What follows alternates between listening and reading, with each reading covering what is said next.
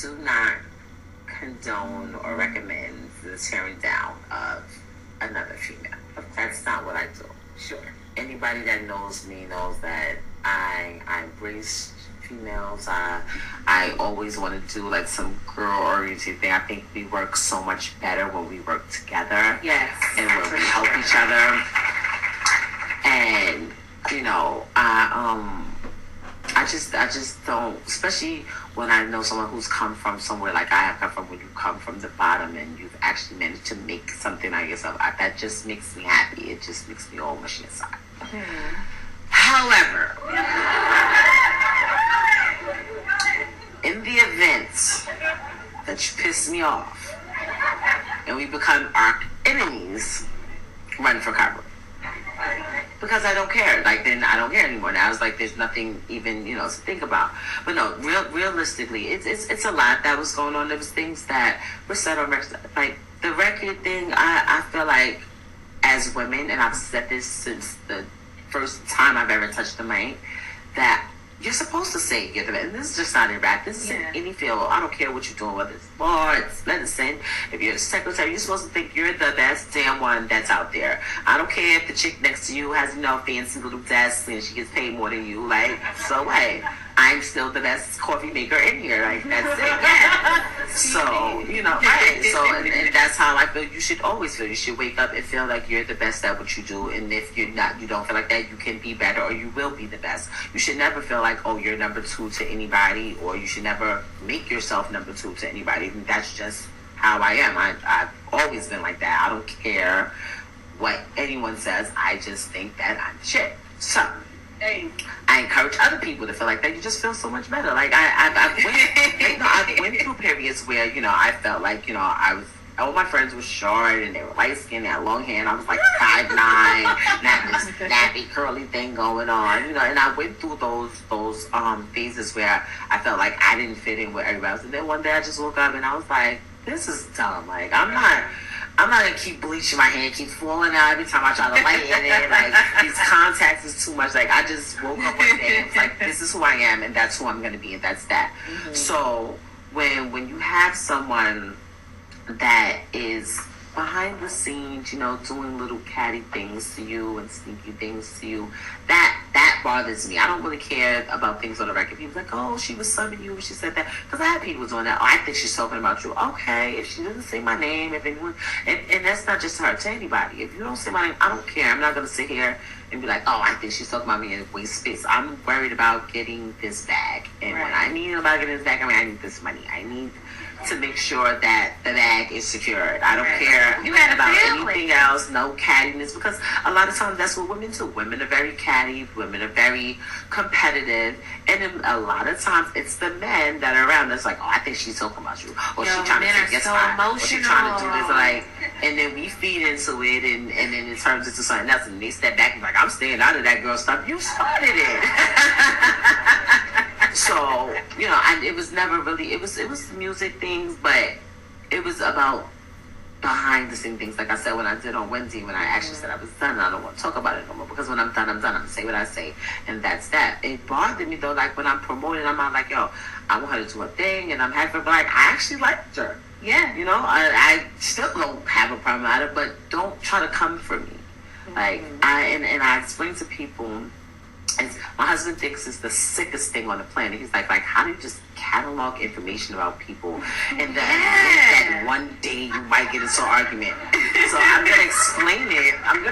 a little bit. It sounds kind of sick that I do that, but let me tell you what happened. When I was younger, I would have arguments with people, and then I wasn't good at arguing. Like the argument would be over, and it'd be like 2 hours later, and I felt like I got my whole asshole chewed out. I'd be like, I had good points, I just couldn't think of them at the time because I was so mad, and it just skipped my mind. So I was like, you know what? I'm gonna start cataloging this in the event that anything ever happens, I'm gonna be prepared in future arguments. Sounds crazy, but I started winning arguments after that. That's smart. Like people would get into me, I'd be like, haha, I bet you she didn't remember that time when she borrowed my shirt and never gave it back. So it kind of started like with that. So when I get upset, it's like everything. I just open that little file cabinet and I just go in on every single thing that you've ever done in your entire life. And, you know, you can do it back to me, but that's why I live a certain way and I live trying to be me. So this way, my file cabinet that you have for me can only be but so big because I don't really do much. Right. You know, I'm always the same way. I treat everyone the exact same. Most people either really, really love me or most people really hate my guts. I don't really have people that just like me. There's no gray area with me. You hate me or you love me. Like, yeah. So I just feel like with that record, it's what I said. Like, I was never waiting for a response because when I have an argument, I don't want to argue and I say something, then you say something to hurt my feelings and I say something back. No, I want to shut you down and that's it. I don't want to say anything. Like, I'm one of those people that you have an argument, I say everything and then I walk out where you're sitting there like, and that's it, slam it. And you're sitting there like, yeah, I don't want to go back and forth. I don't want to give you a chance to hurt my feelings back. Right, like, right. That's not cool. But I definitely, it's been a lot. It won't go away. I realized recently that I really mastered the art of arguing after I put out this record, and I'm like, maybe I should have took it a little easy. You think so? No, I don't think so. No, I don't think so. But you know, it's over now. Yeah. Know? I mean, if she wants to say something, then cool. But I said what I had to say, and that's really it. If she wants to. I know that your take right now is, you know, I said what I said. I don't care if she responds or not. Right. But do you think that she will? I don't care. Yeah. Do you know what it means to not care? Like, I really don't think about it. I really don't. Like, my favorite thing is, like, I don't care. I don't, if it doesn't have anything, like, this music thing, it's a blessing and it's a wonderful thing to be able to do something that's fun to you and that you enjoy and make money off of it. But when I was away all of that time, I wasn't dreaming about being in the studio. I wasn't, you know, wishing that I can go and, you know, make music. Like, I had those moments where I was like, oh, that beat is dope. I wish I could have rapped on it. But for the most part, I missed my husband. I was missing, you know, certain things that my mom cooks. I was missing, you know, just doing normal stuff, like going to the movies and stuff like that. And that's the things that I care about. I don't think about music all day. I try to think about it not at all. Like, really, that's not, life is not that. I wasted so much time doing that. Prior to my incarceration, that's all I thought about. I would miss Christmases, I would miss Thanksgivings, I have a show, or I have to go overseas, or I have a tour, or I have this, I have that. And I didn't care about any of the little things. When you miss your only child's elementary graduation, junior high school graduation, when you miss Mommy Muffin Day and things like that, like, you start reevaluating your life and the things that you feel are important and the priority. I'm not going to sit here and waste. I literally was on high alert all last week, like, because if she says one thing, I'm going to go with it. I was on high alert last week. I'm like, I cannot waste any more time of my life on something so stupid as like a rap beef. Like, and plus I don't want it to go somewhere outside of music. Like, you know, even though I said some really potent things and things that I really feel strongly about. It was a full 7 minutes of potent. I just wanted to make sure I got everything. So that's basically how she feels about the situation. And do you agree? Do you agree this is the smart thing? She's saying if Nicki come back with anything, she's just...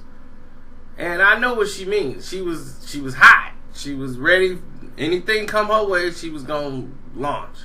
But after that second diss record, and they didn't get the kind of response they thought they were going to get from it when they dropped another one, then they were like, okay, look, that's it. No more diss records right now.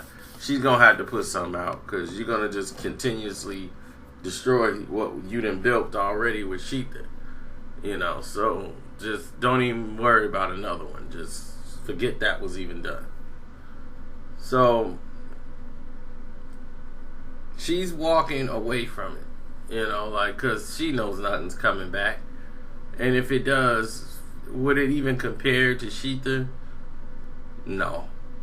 So, smart thing, you know, just say, hey, you know, it's more things to focus on in life than just going back and forth with Nicki Minaj, which ain't gonna happen. I'm quite sure she's gonna throw a little jab here and there. They gonna jab each other from here on out, you know, but we all know, she's just no match for Remy. And that's just it. Then everybody can get their money. I'm out. Deuces.